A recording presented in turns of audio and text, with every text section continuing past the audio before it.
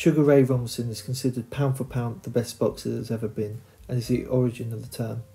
He achieved so much in his career of 201 fights, the welterweight world title, and he got the middleweight world title 5 times and was the first to ever do so. He was never even knocked out. He also fought 10 Hall of Famers, including Jake LaMotta 6 times. In this video I will summarise his style and some traits which allowed him to box so regularly and considered by many the highest level in the sport. For this I will be using his 6th fight with Jake LaMotta, so it's more of a breakdown and less of a highlight. Ray was a defensive, high volume outside fighter, but he could do it all. His style was developed around the strategy to draw his opponent's shots by near constantly moving to his left while feinting and jabbing. This was the foundation of both attack and defence. He used the old school boxing stance, which uses angles, parries and rolling with shots, more than the modern stance, which uses more blocks. Ray would do what he needed depending on his opponent, and if he felt he had an advantage, he would use fast combinations to both body and head to damage him.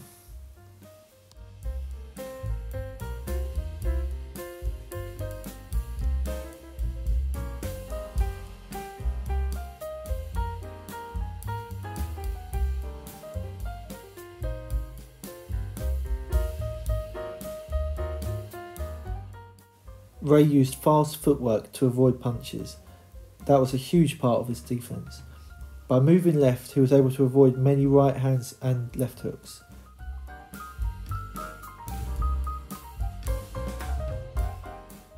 By using the old school stance, he is able to keep the angle he needs to avoid the shot without taking damage. This may be the reason why he never got knocked out and was able to fight so often. Conventional wisdom says not to go toward the left if your opponent is throwing right hands, as you're going straight into the path of the shot.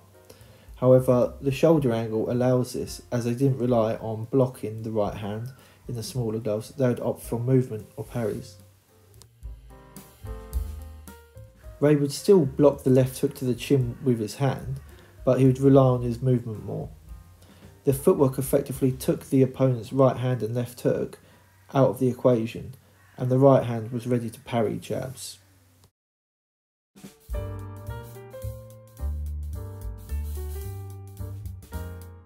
If that wasn't bad enough, you'd feel like he was either too far away to hit or too close, and these clips explain what I mean. His footwork made you feel like you were always reaching. Like they say, it's hard to hit a moving target. Or he was too close. If he was unable to match you in an exchange, and he couldn't move away, he would clinch you, making inside fighting very difficult.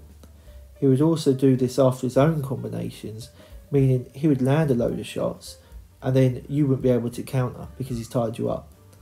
Then you'd reset again, and then off he goes, moving around you again to the left, and you're starting all over.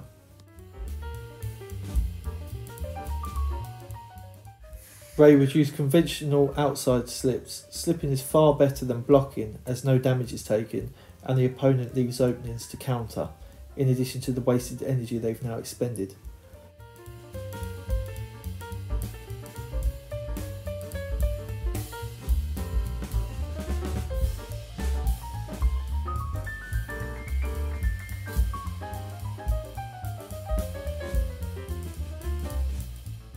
But Ray would also bait his opponents with head movement too, usually when he felt he could time his opponent, so more in the later rounds.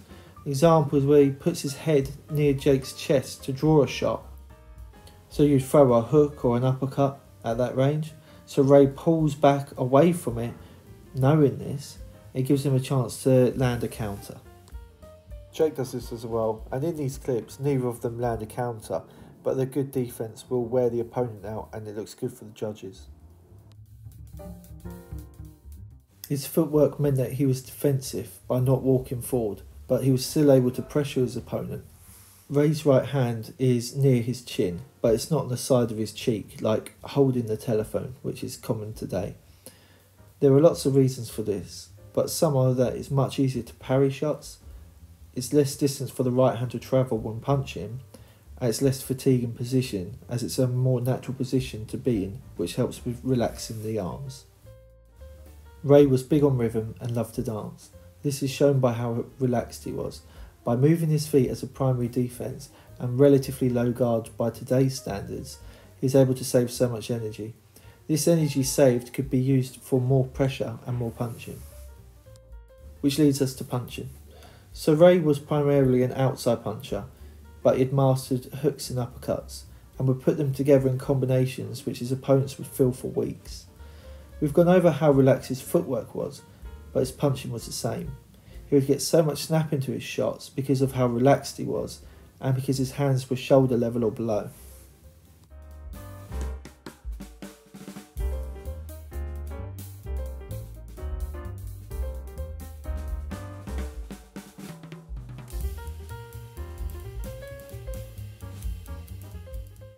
One of Ray's signature punches is the right hand, which would loop around the left arm, protecting the body, hitting them in the side and sometimes the back. This kind of body shot is defensively responsible because it can easily lean on you after or clinch you if you look like you're about to counter. It also drains the energy from the opponent.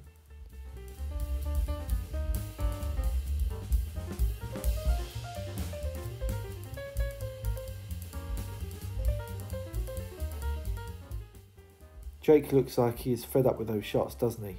He was a tough man. In summary, Ray Robinson was a master of outside footwork. He was so relaxed that all his energy could be used effectively. All his punches were the definition of snappy. He had the old school stance, which allowed him to fight more effectively as a counter puncher. Ray had a constant pressure, yet very defensive. He would bait his opponent and land devastating shots. This, combined with them missing so many of their own, wore them down. And when he had an advantage, he would do devastating combinations. He could make you miss by his head movement and rolling with shots, and he would dominate range by controlling his opponents. I believe it was his footwork and his stance which allowed him to have such an amazing career. Cassius Clay, or later on Muhammad Ali, had an amazing career too, with similar footwork which he emulated off Ray. This was until he didn't really use his footwork as much and relied on blocking. I want to do a video on this topic, and so put in the comments if you want to see it, because I'll do it earlier if there's a demand for it. Thanks for watching.